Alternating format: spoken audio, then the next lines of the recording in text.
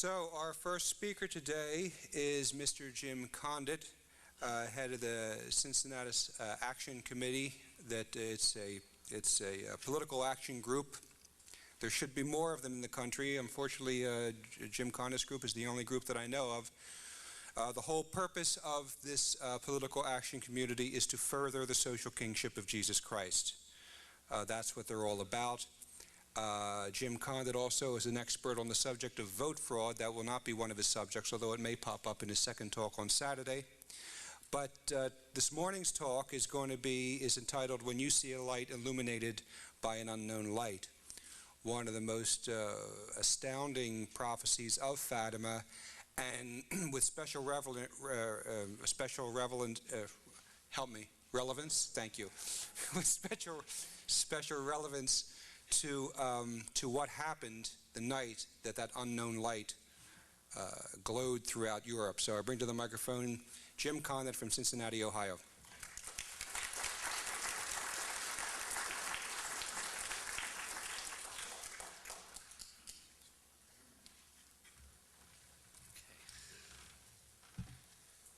Okay. Thank you very much, Mr. Veneri. Hopefully everyone can hear. If you can't, then maybe raise your hand. We'll try to speak loud enough. Our talk tonight is regarding, as Mr. Veneri said, one of the warnings of Fatima. Maybe review it a little bit for those either here or on tape that may be new to the subject. The three children at Fatima began to see Our Lady, and as almost everyone here I'm sure knows, or everyone here knows, in 1917. And as the visions progressed, then more things were told. One of the things told to the children, of course, was that Russia would spread her airs throughout the world if there was not enough prayer and penance. And of course the question would be, well, how could three little children who probably didn't even know there was a Russia or where it was know this if on their own? Another thing that was said was that there would be a strange light in the sky that would precede the next World War. Now, this was 1917. The First World War was ending, but the second one was there would be another great war if there was not enough prayer and penance, preceded by a strange light in the sky. Of course, another thing given to the children was that there would be a public miracle, which of course took place in October of 1917. And then the third secret given regarding to be opened in 1960, still not known. So part of our talk today is going to be, you might say the subtitle might be, is how well does Our Lady fulfill her promises? Might be just a subtitle of our talk today. Let's talk about this bright light in the sky. It appeared on January 25th, 1938. Now, the World War II began what day? September 1, 1939. That's when Hitler invaded Poland. 45 days later, though, after this light appeared, Hitler did do a promenade march through Austria. It was his first move. But I wondered, when I heard about this years ago, I thought, gee, I wonder, it might have been more convincing if it happened 3 days before World War II started. I wonder why it happened 17 months before World War II really got going. And I think today we hope to provide what seems to me to be the near certain, we don't want to say certain because we can't make any judgments that kind, but the near certain reason why the night appeared exactly that night. As reported in the daily press all over Western Europe and in the New York Times on January 26, 1938, a strange bright light lit up the sky all across Europe from 6:30 to 9:30 p.m. on the previous evening, which was January 25th, 1938. This would have been between 9:30 p.m. and 12:30 a.m. Moscow time. So let's keep that in mind as we go through here. I want to read you something else regarding this light.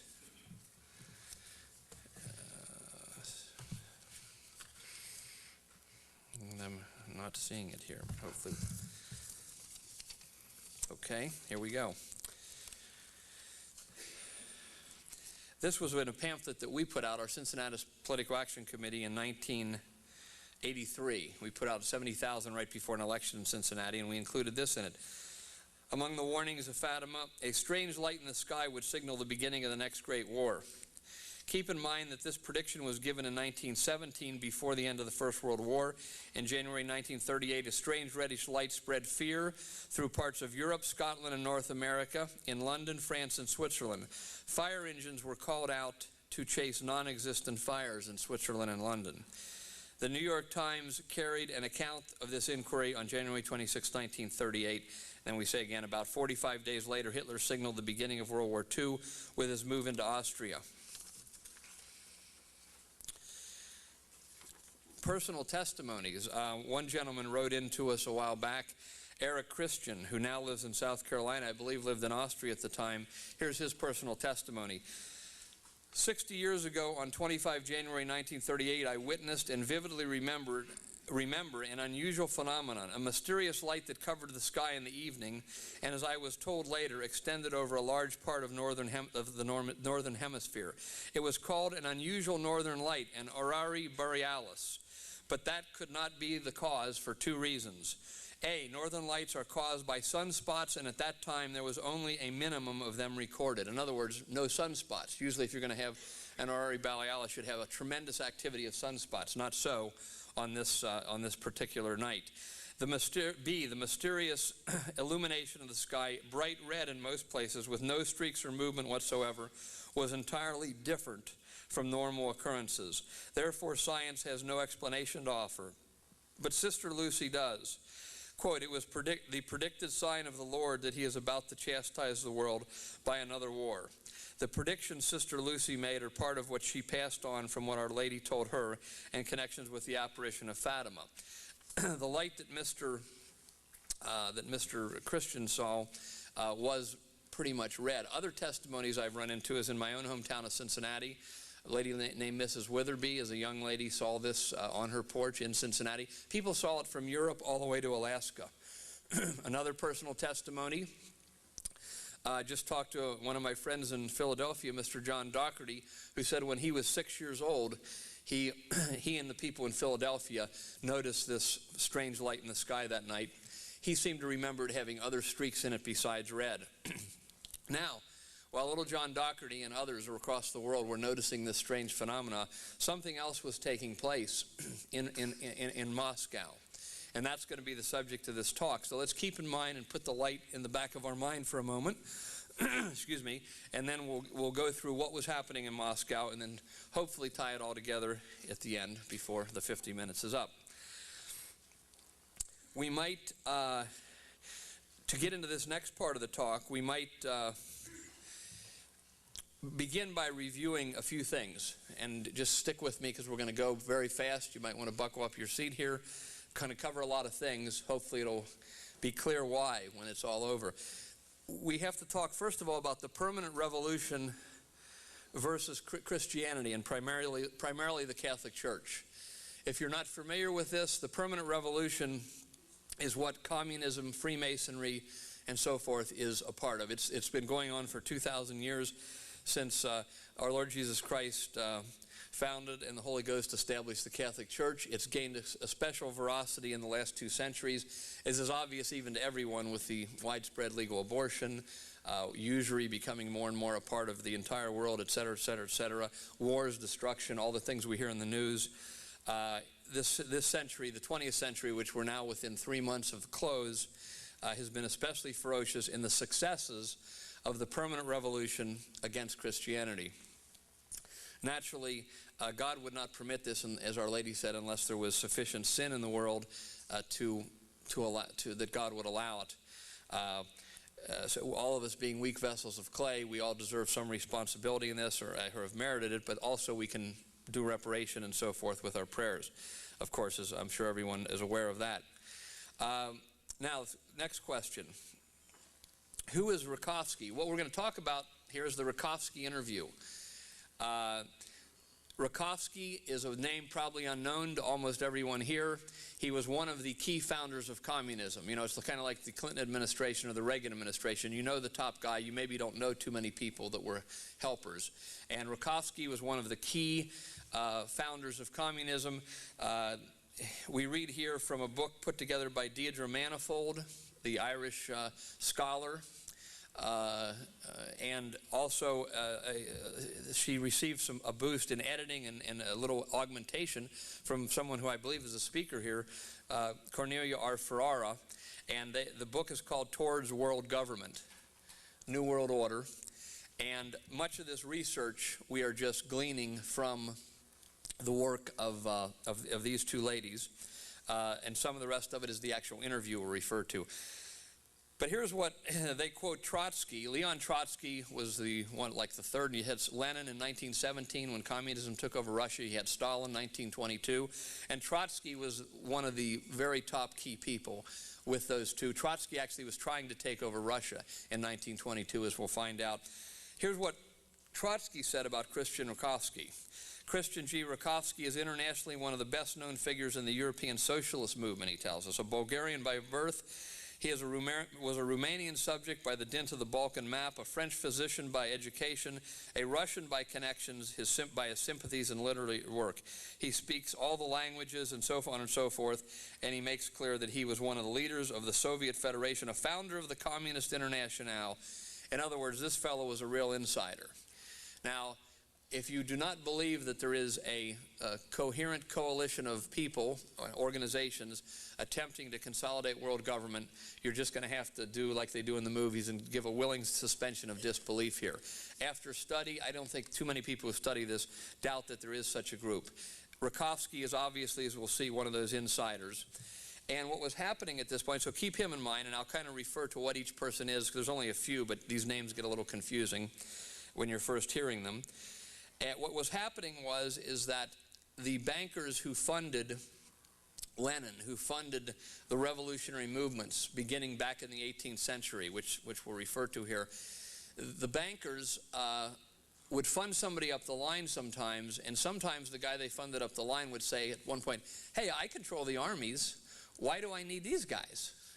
And Stalin was such a man. Stalin at one point thought, I'm not going with the program anymore. I'm going to go my own route. And Hitler was another such fellow, as we'll find out. This is like a bunch of thieves fighting with each other, with their guns drawn on each other, and millions of people get caught in the crossfire. So Stalin, he realized, just like maybe just without realizing why, that many of the international people, like this guy who's from all over Europe and really not a Russian to start with, a lot of the people who had been sent in by the bankers men were working against him. So a fight broke out between the local thugs, Stalin's people, and the international thugs, of which Rakovsky was one of that circle. And Stalin purged in 1938, many of you may have heard of this, he purged a lot of his enemies. It was called the show trials of 1938. So here we are in 1938, and he's purging his enemies. Rakovsky is one of the guys, one of 21 key conspirators against Stalin that are put on trial, the show trials worldwide. So that's Rakovsky. And Rakovsky says as he's getting near to be his death, in fact, he was scheduled to be executed the next day, and he basically was saying for a long time, and he said again this day, if you talk to me tonight, you will not kill me in the morning. So Stalin's top interrogator, a fellow named Guzman, Gabriel Guzman, all these fellows have Christian names, but none of them are Christians, as they make clear themselves that they absolutely despise Christianity. But for cover, they pick names. One of the communists, they said, pick the cover name O'Reilly. You know, a lot of cover names, but it's in the interview. But so Guzman gets permission from Stalin. Isn't going to waste time, but he gives Guzman permission to interview the guy. And then the third character, so you got Rakovsky's the international banker guy that Stalin's mad at. Guzman's the interviewer, and Landowski is a Polish doctor who's been Russianized. His dad, came to Russia from Poland, and he's a Polish doctor who is unwillingly held captive by Stalin because he's such a good translator. And Koosman, this fellow Landowski is forced to watch a lot of tortures in Stalin's interrogation room, which there's an actual building set up for interrogations. He's got to tape it and do the translations. So he tries to get out of this. But Landowski is the third character we got in this interview. So Rakovsky, the guy who's going to be killed the next morning, and says, "Talk to me tonight, you will not kill me in the morning." Koosman, who's Stalin's chief interrogator and henchman in this regard, and Landowski is the doctor who they're forcing to be present and do the interview. And the interview is why to save, from Rakovsky's point of view, to try to save his life. From Stalin's point of view, maybe we're going to get something that'll be useful here. Stalin feels under siege. He notices that a lot of things are moving against him because he's having a fight with the people that started funding him up the ladder and his group up the ladder. How was this interview preserved? This doctor, as he makes clear at the end, he said, "When I left the meeting that night," in effect, I'm paraphrasing a lot of this, but he says, "I felt like a child and the adults had pulled back the curtain so I could see how the world really works." And he realized when they taped it in French, because the people involved could speak French better, he had to go back and type it up and translate it into Russian. And he made a copy for Stalin and a copy for Koosman, which was what he was supposed to do. Since he was alone in a prison cell, he also made a third carbon copy for himself, because he realized how important it was. Put it up in the legs of the chair, legs of the table, like the hollow legs. And when the war was over and he was free, he took it with him. From that point on, he was actually killed while trying to get out of Russia near the end of the war, but he entrusted it, or it was picked up by a Spanish soldier who was there. He brought it to Spain, and a famous author among this type of writing, George Knupfer, Knupffer, George Knupfer, who was Russian Orthodox, I believe, heard about this and tracked it down and took years, 12 years to get it into print. And this book about this interview, word for word, has been out. It's called Red Symphony. I don't know if you can find it or not, but it has been in print through Omni Books and other book clubs over the years, but called Red Symphony, if you can ever track it down. It's only 56 pages. It's so interesting, though, with the schedule I have to keep. It's one of the few books in the last 10 years that I read very slow, word for word, because there's so much packed into it. So that's how it was preserved. One interesting point I would make here is that never in the book, nor with George Knupfer being Russian Orthodox, he was somebody who fled Russia when the communists took over, Landowski being in captivity, probably never having heard of Fatima. Many people didn't even hear of Fatima till the movie, ironically enough, in Hollywood came out in around 1952 or so. No indication whatsoever that any of these people could care less about Our Lady of Fatima, even know about Our Lady of Fatima, certainly aren't trying to make her credibility rise or fall. They just didn't seem to have any concern about it. So that's the setting we have here. Now, what I'm going to do is go through some of the concepts that are covered in this interview while I have time. I'm going to do this until my time starts to get to the point where I have to get to the main thing that was said at the end and the punchline. But it's somewhat instructive that we might do this for the sake of you getting a feel for what was going on. First of all, at the beginning of the book, the first thing that Dr. Landowski, the translator, did was give a feeling for what was going on. He called his chapter here X-ray of Revolution. He felt like he had an X-ray machine after listening to this that gave him a ability for the first time, like an X-ray machine can see your bones, to see what the revolution was really about. This little feeling for Dr. Landowski and what he had to go through, because he was taken away from his family in the middle of the night by the KGB, kept captivity for 1938 at least till 1945, maybe before 38. I returned to my laboratory. This is before the interview. My nervous system bothered me and I prescribed myself complete rest. I am in bed almost the whole day.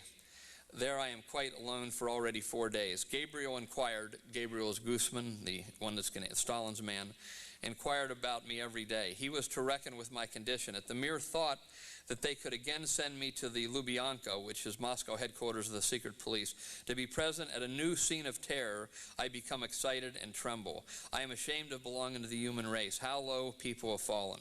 How low I have fallen. Of course, he was forced to be in the situation. He then describes the scene with, he sees Rakovsky. He's got to make sure his health is okay. He's defeating some drugs like alcohol and a few other things during the talk to make sure he feels happy and loosened up and wants to talk. Of course, remember, he's trying to save his life as well. And he talks about the preparation of the room, and when he sees what it's going to be, he sees this is not going to be a torture session. Very warm fire, nice heated room. Guzman comes in and says, just like a meeting for lovers. So they're not trying to torture this guy now. They have tortured him in the past, but they now want to see if you really can give him any information. He describes Rakovsky as being a man about 50. He said probably not a bad-looking man in his younger days. He says this, he says, I sat down and asked the prisoner to sit. He went to a cell. He was about 50 years old. He was a man of median height, bald in front with a large fleshy nose. In youth, his face was probably pleasant. His facial outlines were not typically Semitic, but his origin was nevertheless clear. Once upon a time, he was probably quite fat, but not now. And his skin hung everywhere, while his face and neck were like a burst balloon with the air let out. The usual dinner at the Lubyanka was apparently too strict a diet for the former ambassador in Paris. This was a very cultured man, could speak 5 languages, was an ambassador. Now he's on bread and water or whatever they were feeding him in prison. At the moment, I made no further observations. So that gives you a little feel there for Rakovsky. Some of the things that they covered in the talk. They start out the interview with Guzman, the interrogator, saying, "Are you Hitler's spies?" Remember now, they got these guys on trial because Stalin feels he's threatened by him. And Rakovsky says, "Yes." And Guzman says, no, Rakovsky, no. He says, "Tell the real truth, not the court proceeding ones." Here's 2 revolutionaries, communists talking to each other. You say, don't tell the truth that we would tell before the public in the court proceedings. I want the real truth here. He says, Rakovsky says, "We are not spies of Hitler. We hate Hitler as you can hate him and as Stalin can hate him, perhaps even more so," and so forth. And numerous times, 3 or 4 times in this interview, he says, look, he says, here, in fact, right here, he says, "Therefore, whatever may be your words here, they cannot make your position worse. You must know that they will not worsen your crime, but on the contrary, they can give the desired results in your favor. You will be able to save your life, which at this moment is already lost." In other words, he's saying, you're going to be killed in the morning, so try to save yourself here. You can't make it worse, but you better tell us something good. So now I have told you this, let's get started. Then he asks him this thing here. And Rakovsky makes it clear right away in the interview that he's well connected. He says, but you were in touch with Hitler's secret police? He says, yes. What did you do it for money? He says, Rakovsky says, for money? No, nobody received a single mark from Germany. Hitler has not enough money to buy us. For example, the Commissar of Foreign Affairs here in the USSR, who has at his disposal freely a budget which is greater than the total wealth of Morgan and Vanderbilt, and who doesn't even have to count for the money. So in other words, he says, certainly we're not doing it for the money. So then he gets into why are they doing it.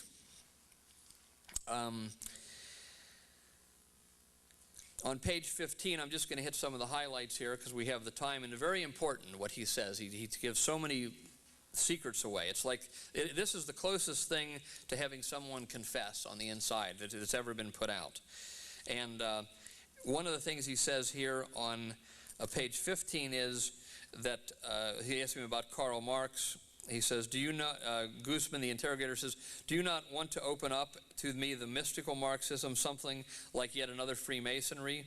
And Rakovsky says, on the contrary, I shall explain it with the maximum clarity.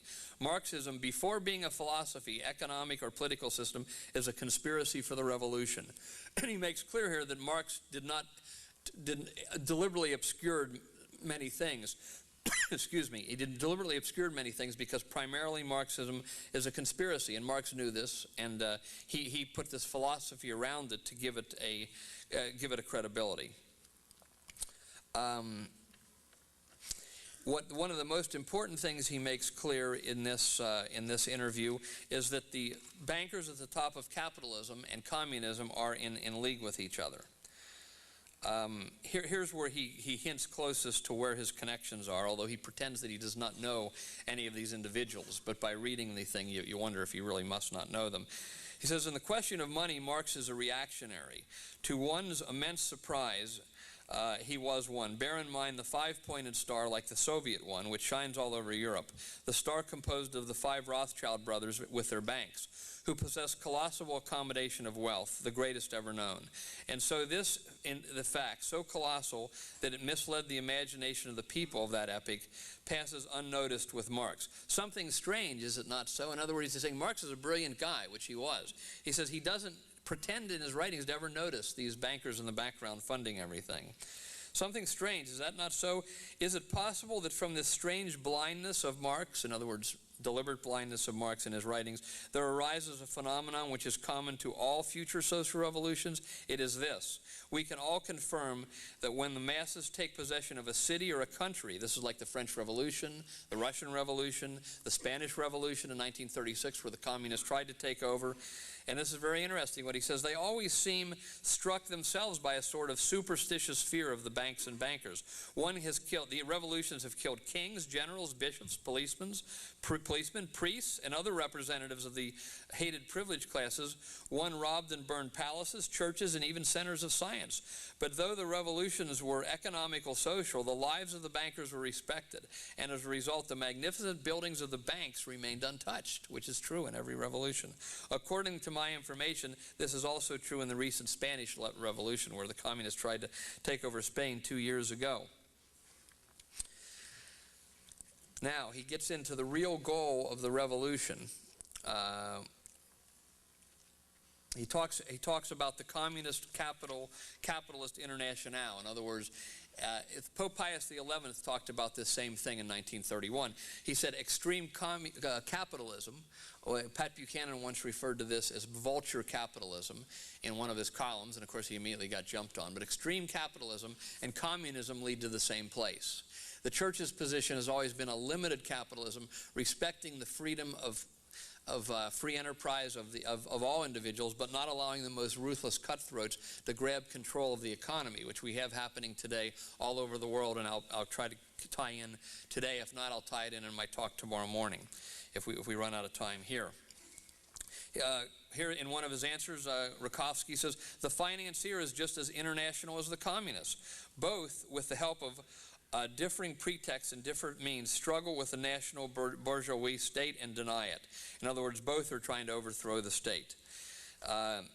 He gets into the real goal of the revolution then, which he says, as they overthrew the king, for instance, in the French Revolution, the people did not seem to notice that the possession of the real royal power, the magical power, almost divine, which is obtained almost without anyone knowing it. The masses did not notice that the power had been seized by others, and soon they were subjected to a slavery more cruel than that of the king, since the latter, the king, in view of his religion and moral prejudices, was incapable of taking full advantage of such a power. So it came about that the supreme royal power was taken over by persons whose moral, intellectual, and cosmopolitan qualities did allow them to use it. Cosmopolitan is often a code word here for the communist revolution and the bankers funding it. It is clear that this were people who had never been Christians but cosmopolitan. In other words, the people running the revolution. Comes out right and say it, right there and says it. And he gets into the magic of checkbook money. Now this is 1938. Imagine how much further this is along today, even though to some extent it's a natural evolution. And I'll try to explain something here about economics that most of the conservatives and right wing in the world don't seem to understand. He says about money, he says, the interrogator, Guzman, listening to this, who's obviously not nearly as sophisticated as Rakowski is, he says, this is a brilliant paradox and risky, even poetical, regarding how money has become so powerful in the revolution. He says, if you like, Rakowski says, this is perhaps brilliant, but it is not a paradox. I know, and that is why you smiled, that states still coin money, pieces of metal and paper, with royal busts or national crest. He's ridiculing now here the money that we all carry around. He says, well, so what? A great part of the money circulating now for big affairs as representative of all national wealth, money, yes, money, it was being issued by these few people whom I have hinted. In other words, the bankers, who he starts calling they and them throughout the interview, because the interrogator says, who are they? So he just starts referring to them as they. He says, titles, figures, checks, promissory notes, endorsements, discounts, quotations, figures without end, flooded states like a waterfall. Today we could say debit cards, credit cards. And the secret here is that, as you may know, in 1930 in the United States and all over the world around the turn of this century, private companies were given the power to issue money by the governments. It happened in 1913 in the United States. Federal Reserve, Alan Greenspan, works for a private company contracted with by the government. Federal Reserve's never been audited. There's a book out called All These Things by a Mr. A.N. Field, 1930, where he says, he kind of says, look, all over the world they're establishing private companies to issue the state's money, which is not good, especially when you can't see what they're doing, which is the way it's been. And he's saying here, now this checkbook money, or these figures, which now today are racing all over the world by computer, this is the real money now, or this is most of the money. And the coins and the dollars are almost outdated. And he talks about the magic of this money and by how issuing this money and charging interest to the nations is what has given this small group of people their power. And this is absolutely true. It's been written out from many angles. But when in the United States, and here too I'm sure, when the government asks for money and this private company, the Federal Reserve in the United States, gives the money to the Congress or to the people, then they start charging interest right away. Boom, boom, boom. So the more rich the country becomes, the more in debt we are, because you have to have money to make things happen. So the more, the more TVs and cars and everything we get, the more we're in debt. And that's happened all over the world. That's why we have these absurd debts. And we'll be getting into the solution to these things tomorrow. This is no reason to get demoralized. All this could be fixed in a matter of hours if you had the courage of the Congress and the president, if you had a good president, but if you had the courage of leaders in a country to fix it. So he talks about this very important aspect of money. Let's see. I want to make sure to cover the most important points in this interview now. We get into page 28. He talks something very interesting here about false opposition. And he says this, false opposition. Has anyone ever heard that term before? This is where you pretend you're fighting for something, but you're going to throw the game, kind of like big-time wrestling. One guy is going to throw the fight. And I would not get in there with any of these wrestlers. They really are hitting each other. They're really cutting each other. They're breaking their bones sometimes, but they know before it's over who is going to win. It's scripted out, and they admit this now openly. Everyone knew it for years, but even the kids now hear them admit that this is basically entertainment. Well, there's false opposition in the real world, too, and he talks about when Lenin took over. First of all, you had to get the Tsar the Tsar was attacked, and incidentally, he was attacked so easily because Stalin and Lenin, not Lenin, but Stalin and Trotsky and many of the rest of these people either themselves or had their key people in the Tsar's secret police supposedly protecting the Tsar. So when it came time that they got the money and the word, they were able to easily overthrow, it's like having the Secret Service overthrow a president or something is what happened to the Tsar in 1917.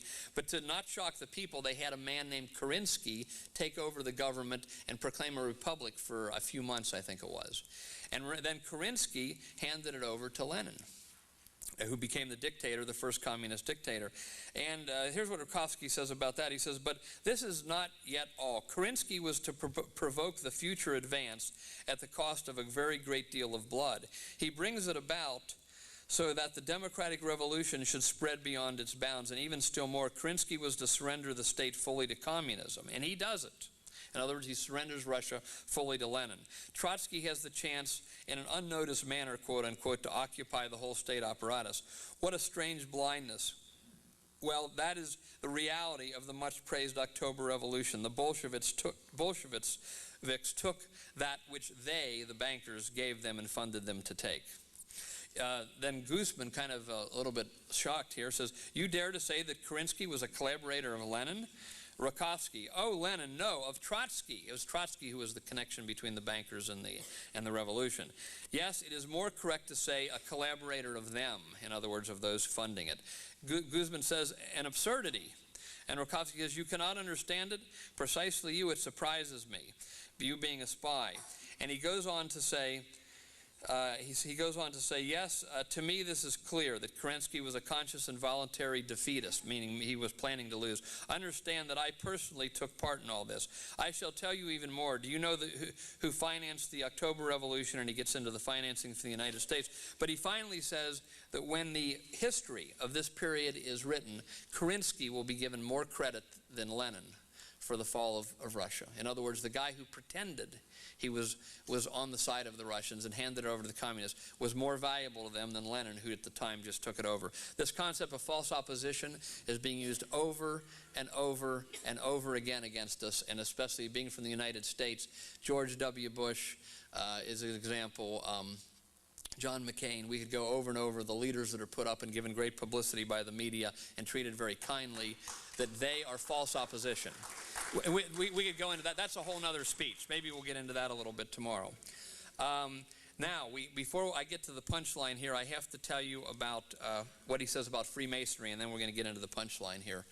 I believe I have 15 minutes left, but I'm not totally positive of that. So here's what he says about Freemasonry, and this is extremely interesting, because here's a guy who really knows what's going on. Now, in America, we have gigantic Freemason buildings all over the place. And I notice as I travel, don't travel much, but as I traveled in different states, you see all over the place, you'll see little Freemasonic signs put up almost, not too big, but it's almost like they're official street signs or something. They're very, so you wonder what's going on here.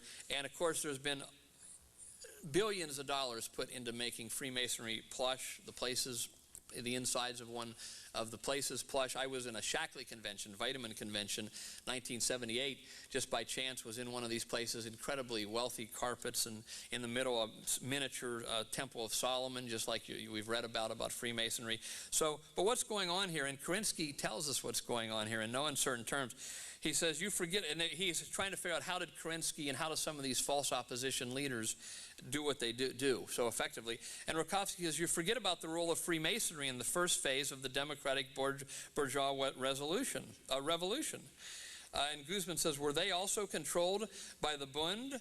Rakovsky says, naturally is the nearest step, but in fact, they were subject to them, the financiers, of course. Because, for instance, if I had the power of our Alan Greenspan, all of us could go home with $10 million in the bank so we could have our own little Catholic cells all over the United States. You understand how this works? This is the key thing. This is why the state's good Christian leaders, when Our Lady strikes and her Immaculate Heart triumphs, will again control the issue of money. And we won't be faced with all this craziness we see, such as like Patricia Ireland of now being given endless publicity. Here's a person who is not worth any publicity except to be put on trial and put in jail for advocating abortion and so forth. And she's given publicity as if she's somebody important every week by all the major media. So he says, subject to them, despite the rising tide of Marxism, which also threatened their lives and privileges. And are you saying, isn't Marxism threatening the Freemasons?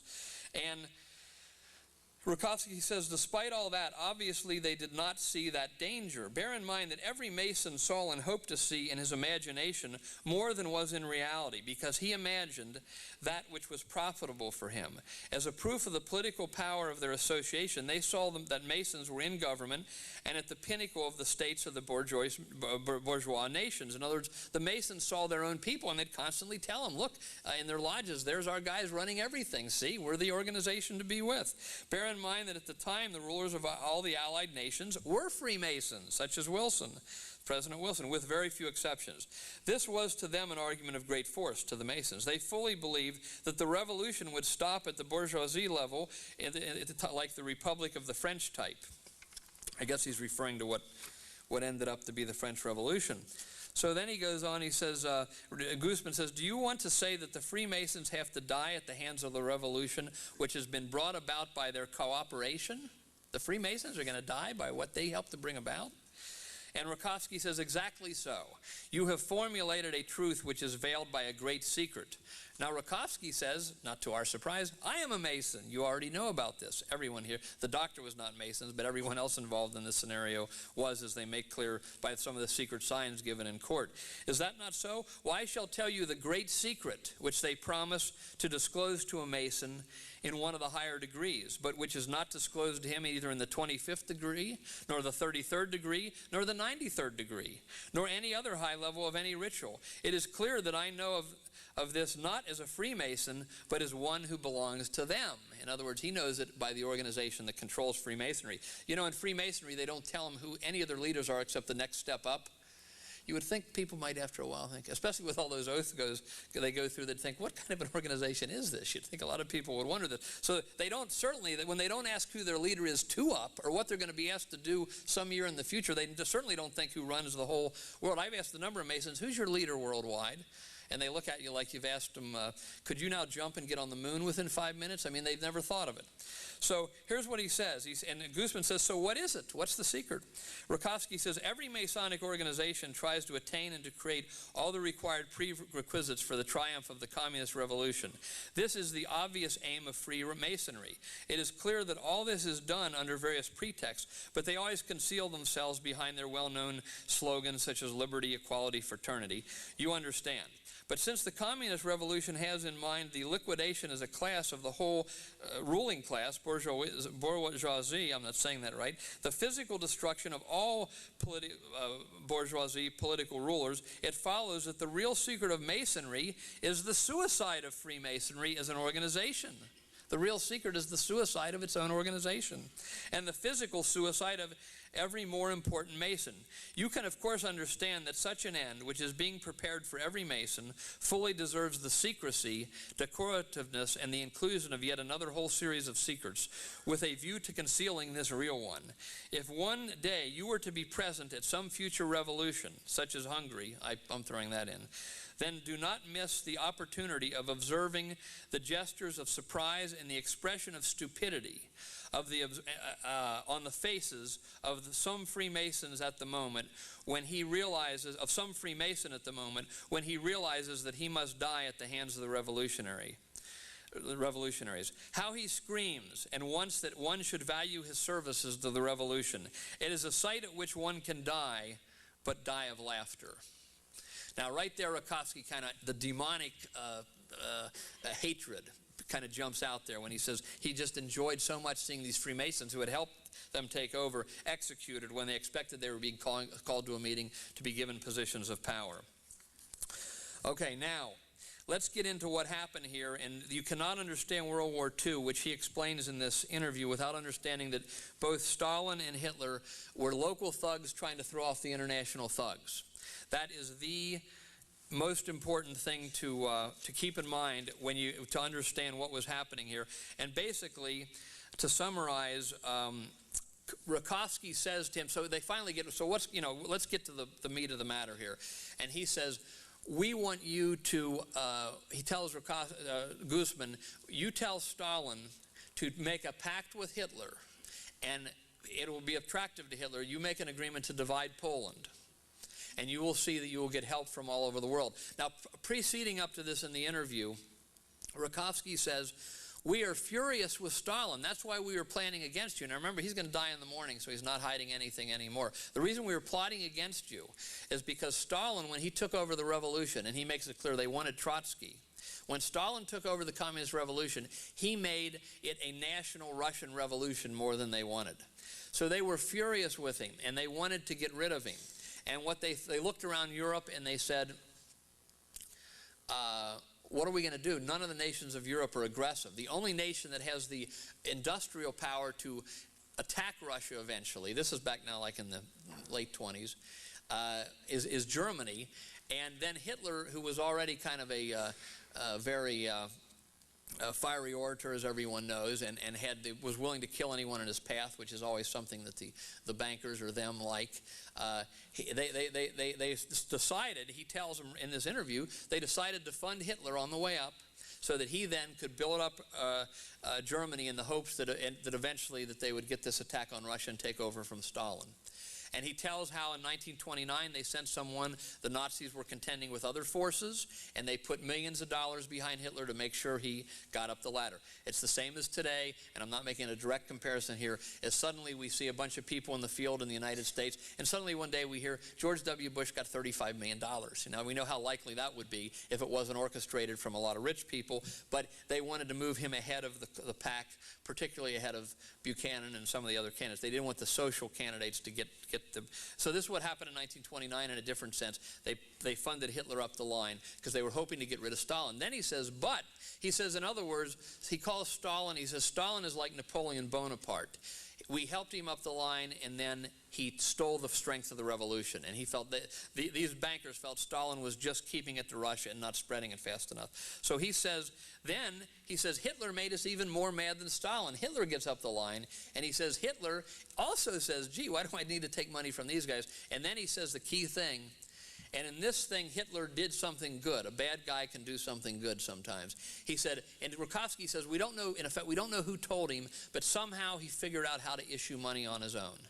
And he said, if this spreads from to other nations, then we will have a real problem. Because the whole power of this relatively small group is the power to issue money. So we got to get, now it's more important that we knock out Hitler than we knock out Stalin. You understand?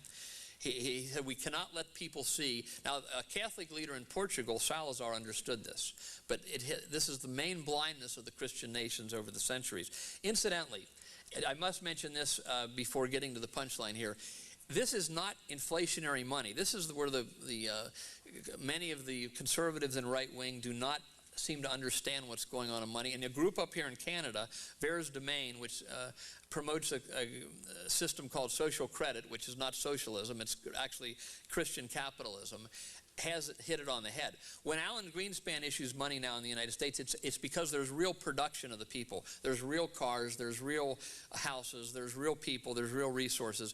If they would issue more money than there is resources, you'd have inflation.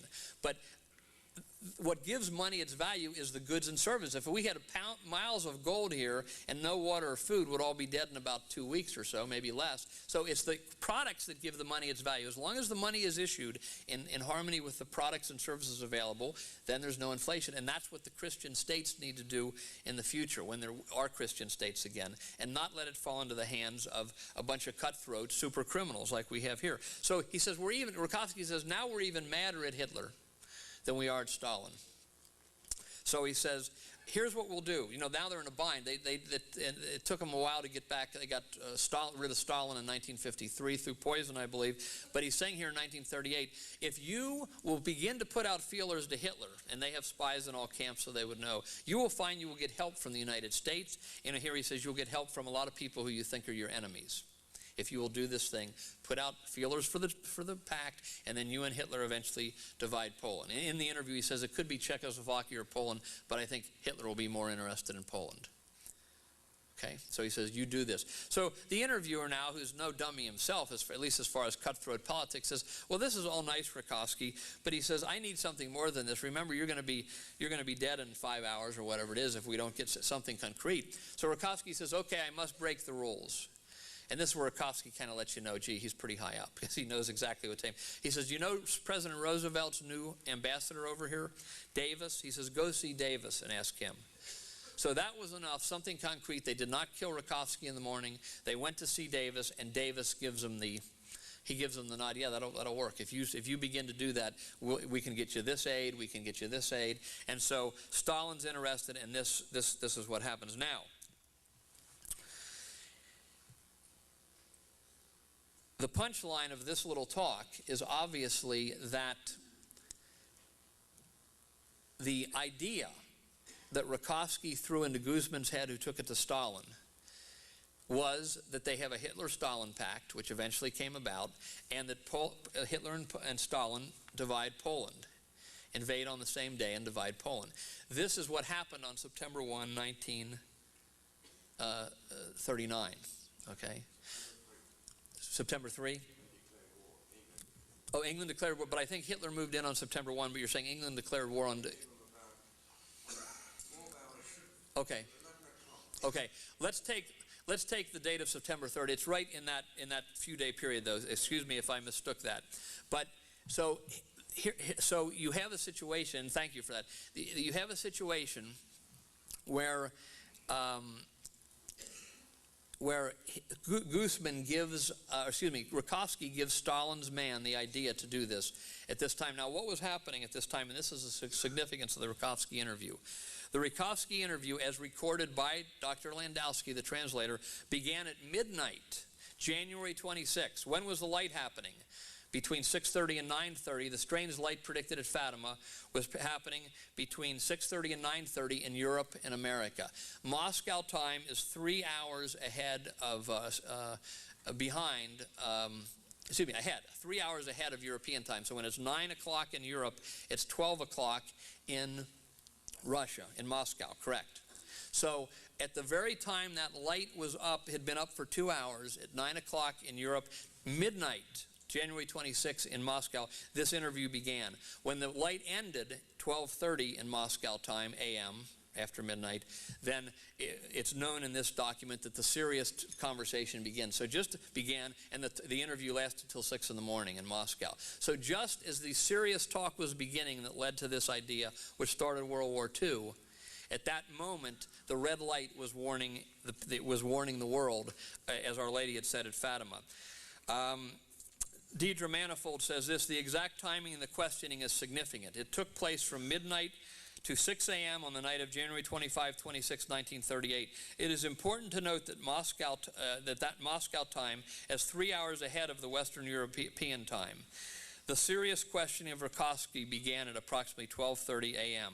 When the bright light shone in the sky, Sister Lucia, the Fatima seer, in her convent in Spain, let it be known that this was the sign given by God and foretold by Our Lady of Fatima on July 13, 1917, that a major war would soon occur. So you might say the point of this talk is that even though we didn't know what was happening and nobody knew what was happening, as Father Gruner might say, Our Lady keeps her promises much more precisely than we can imagine. And that's why I want to end today on a feeling of hope. And tomorrow I will tie in the so-called death of communism and what is the new phase that's being done across the world when we talk about how the Catholic action is going in the United States and the world. We'll tie in something about this because I will not have time to do that today. But we want to end here on a message of hope because as everyone here knows, we could throw a bomb into the audience about why this or this is happening in the church, and I have this opinion, and you have that opinion, and this one has that opinion, and we could start a big fight about why everything's happening. But one way that it will be resolved, I believe, through the consecration of Fatima by a pope who is willing to do it and is able to do it. And this is why we don't know what prayer will do it. We don't know what sacrifice will do it or what action will do it. But we should all have hope that just as Our Lady made this warning and promise come true exactly precisely, then so will the other promise that Our Lady made. In the end, my Immaculate Heart will triumph. So I know we have laymen here today, priests, and even some who have the title of bishop. And I would just urge everyone to not be down about this or lose hope because these guys have made some progress. The revolution, the anti-Christian revolution has made progress in this century. But let's have good hope that just as Our Lady's other prophecies have been fulfilled, that we know for sure today, we know this one will be fulfilled. And by our prayers, sacrifices, and actions as we are able to, then we can have a part in that, and you never know what prayer or what action will be the thing that actually turns the tide. I'm going to end with, very briefly, with 3 prophecies that I think should give us great hope, even as the storm clouds are gathering around the world today. And 2 of these are private revelations. The last one is not. The last one was part of Fatima, I should say, is of a more public character. The first one, these are from the Tan Book Catholic Prophecy, and these individuals were all deemed worthy of belief by the Church, even though the Church doesn't endorse prophecies in all their details. Sister Marianne, a holy nun who lived in the convent of the Ursulines of Blau during the early 19th century, she said, after this time of revolution, she says, such extraordinary events shall take place that the most incredulous will be forced to say, truly the finger of God is here. There shall be a terrible night during which no one will be able to sleep, but these trials shall not last long, because no one could endure them. When all shall be lost, when all shall appear lost, all will be saved. And then the nursing nun of Belley, given around 1820, at which time it was entrusted to her spiritual advisor, Father Fulgent, said, a saint raises his arms to heaven. He allays the wrath of God. He ascends the throne of Peter. At the same time, the great monarch ascends the throne of his ancestors. All is quiet now. Altars are set up again. Religion comes to life again. What I see now is so wonderful that I am unable to express it. And the third and last prophecy, which I think those two prophecies relate to, is, and it also relates to the triumph over men like Rakovsky and Stalin and Lenin and those funding them, is what, of course, you all know that Our Lady said, "In the end, my Immaculate Heart will triumph." And yes, it is the book. It is the book. The book is from Tan, Yves Dupont, Catholic Prophecy, The Great Chastisement, and I thank you all very much for your kind attention.